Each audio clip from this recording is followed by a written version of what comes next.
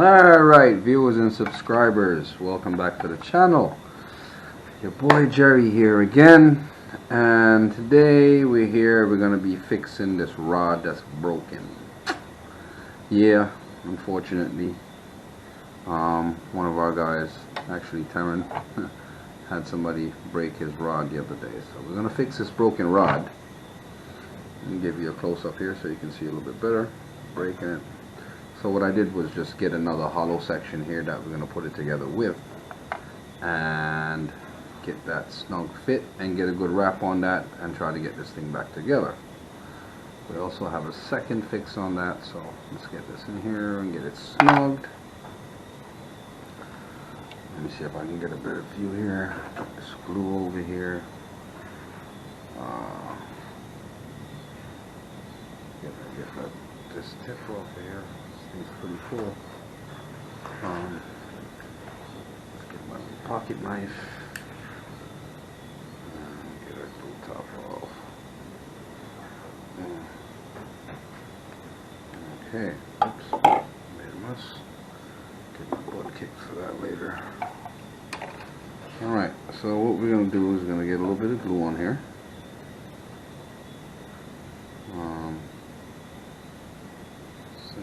A little bit, and then we'll get this thing in that little hollow section here. Let's get that in here real quick.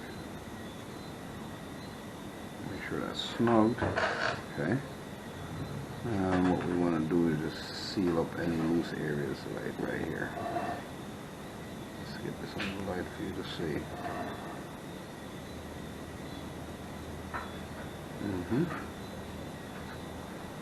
Got that situated, then we get this section of it wet.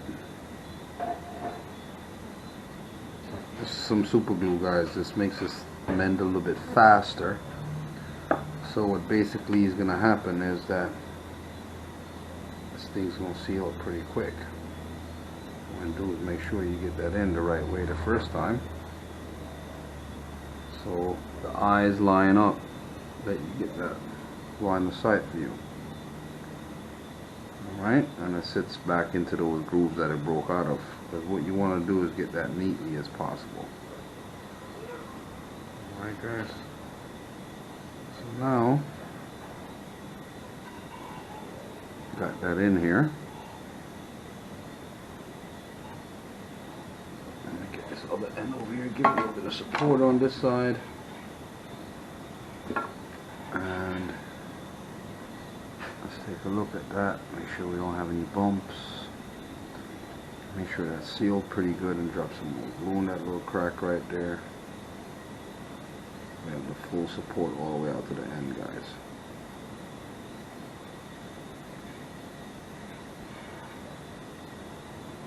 Make sure you seal that up. In a little second I'll show you guys how we're going to get that thread on there. I'm going to get this little thing straight first so we get leveled. This thing's out of the way. This table's crowded with a whole bunch of stuff and fishing stuff, guys. I kind of just got my little GoPro camera set up on this real quick to try to get this video out to you guys how to repair a rod, because everybody always asks me, hey Jay, what do you do if your rod breaks? Well, I fix it. I mean, sometimes you pay a lot of money for rods. You go out there and you pay $10,000, $20,000 on a rod. But anyways, what you see me doing here, guys, I have a CRB rod building machine. This is a hand wrapping machine. This actually, I use this to wrap rods when I replace the eyes and the guide eyes especially. But what we're going to do here today is we're not going to replace a guide eye. We're actually going to wrap the rod back, just like how we would replace a guide eye. Basically, this is going to strengthen it up so that I can actually use flex coat and resurface it back just like this. And that'll strengthen that break that this had rod in it. Hopefully it goes good, and we basically get this rod working back again, and it don't break back in the same spots, or it don't happen again. Let's hope that don't happen. So what we do, we cut a little piece off of here because that's how we're going to end up tie our thread. And this little piece is going to sit one side because we're not going to use this as yet. We're not ready for that. So we drop that one side for now. Get some thread out. Get it threaded into hooks and get it up to our tensioner. So I like using this more than using my hand to wrap it because this gives it a little bit of tension so that I can get that snug fit on there. So you can adjust the tension through the little bars set on here. Try to get this camera down so you can see the bars a little bit. Right where the threaders are, you have these knobs that you tighten up, and it tightens the tension up on this. So how much thread and how fast the thread comes off. So what we're going to do is get this into the slider here. It slides it back and forth to where I want it and how much I want it in. Let's get this over a little bit more. Actually, no. Yeah, I'm going to have to actually bring it to the right a little bit and get some thread off of here and actually get it around from the point that I'm actually going to wrap from. So I get a double wrap around there and I come back around through a loop, a backwards loop, and then come through the loop and just make a little small knot right there and just leave this after I make that tie. Then I'll just lock that in place and get one or two wraps in there to lock that in place. So what you want to do is push this down a bit. I mean, I normally use a card or some kind of credit card or something more. Let me see if I can use it. That went well. Alright, let's push that down real quick. Good deal. So I'm going to give this a little twist, a couple of twists real quick to get that locked in place. Once we get that locked in place now, push that back down again. And we'll come up top. And then we're going to nip this piece off. Oops. I think you need a razor blade for that one, which will make it a lot better, sharper. Let me see if I can get my lighter in here, if I have one on me. Let's see, you gotta keep tension on this, peoples. Hold on a second. Let me get this up here for you. So what I normally do is just use a lighter and just singe that off so that locks into place. And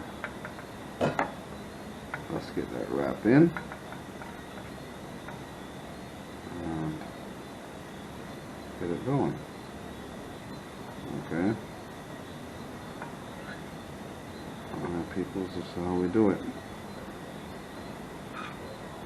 Making sure efficient rod repairs.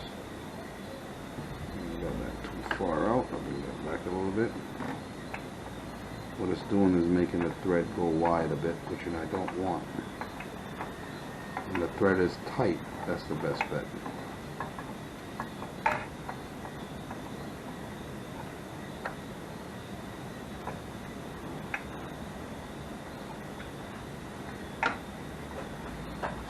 I'll give it some wide wraps and fill those in when I come back across, because that's how I'm going to end up tying it. So you see the amount of tension that I got on this. That rod is actually bending forward all the way.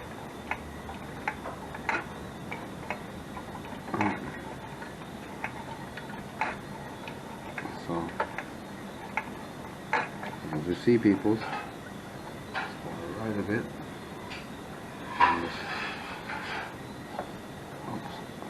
Here. We're going to move this bit further this way. Like I said, I mean, you could make this a motorized system, or I kind of like the hand wrapping system better. It gives me a better vibes.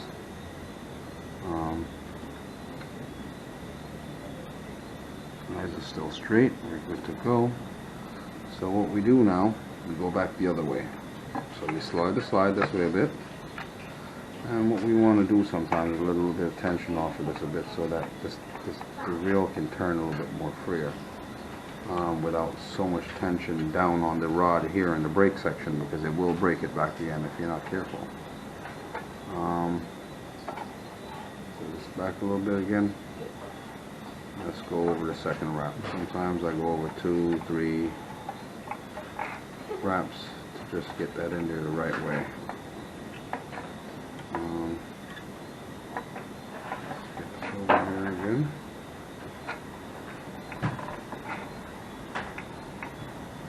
And cover those wide spots that we got before.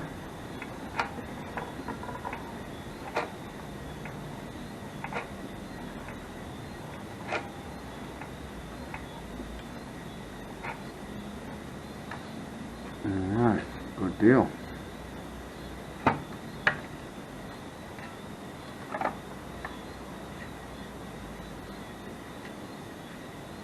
So we're going to go over for this final wrap. Tighten up our thread here. Let's get this thread tight. Let's use the back of the knife and push him down. I'll just go right down on it.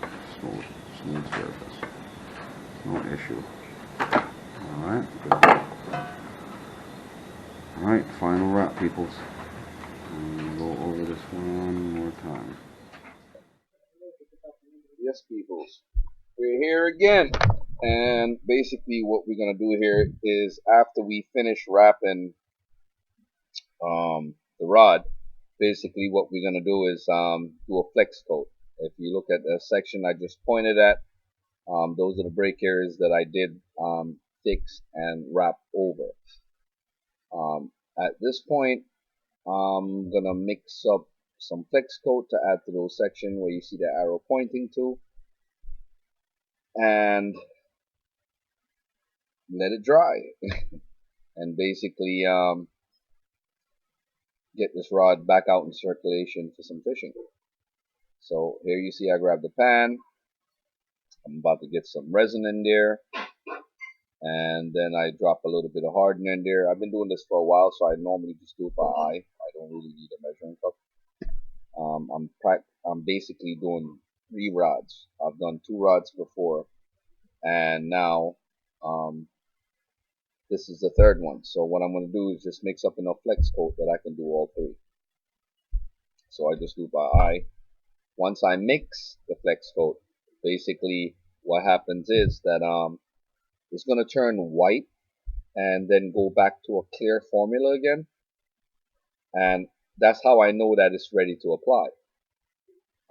If you want the flex coat to last you a little bit longer, or lifespan as I would say, you add it to a piece of foil paper on a flat surface and mix it until it's clear again, which removes the air bubbles from it. So as you see, I mix it vigorously until I get those bubbles out, and then I see that it's ready to apply. Then I'll grab a brush, putting that mixer away safely without making a mess of things, because it's going to stick to everything that you put it on.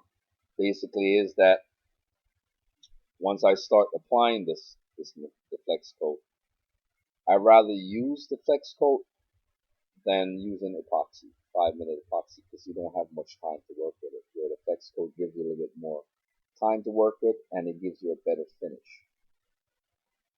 That's just my opinion personally, because of using both materials. In the next clip, you'll see me I'll actually grab my paintbrush and start applying this epoxy to this rod, and I'll apply a few coats. I'll give it like 5 or 6 coats until I feel satisfied that the thread had soaking up all the flex coat in it, and it's gonna hold that rod together pretty good, so that when it goes back out, you won't end up with a broken rod in the middle of fishing. I've never gotten a complaint back from the repairs that I've done. I've never gotten a return rod back to me that I repaired. So basically, to my opinion, I feel that they've been done good. So let's get this one coated. So here you see me tapping in, trying to get it soaked to make sure that it goes around equally all around the rod and completely covers that surface that I wrapped. and a little bit more past it, because what you want to do, that flex coat sitting on there pretty smoothly and equally, that it strengthens that thread, because what it basically going to do is soaks through it and harden onto the rod itself, which gives it a really strong backbone off that rod. So there's two sections in this rod that was broken, and how this rod was broken was somebody was casting the rod and had too much of a heavy weight on it and not realized that the nylon was wrapped around the tip and cast the rod anyways, and then the rod snapped into three pieces. Well, here goes a magic repair, and let's hope that this one holds out and it don't come back to me. So let's see what's up. All right. So stay tuned, people. I got a few more clips for you. That some exciting fishing coming up soon once I can get out of the house. I've been on lockdown on some back injury situation, so I haven't been able to get out there and do any fishing. The guys have been out there fishing still. They've been getting some great footage. They've been catching some great fish. Bless up to all of them, and just be safe, guys. You know what I'm saying? In that this whole state of emergency pandemic situation right now, that no one's trying to get sick. So make sure you protect yourselves and y'all be safe out there. Pick up yourself, views and subscriber, like, share, subscribe, hit the notification button.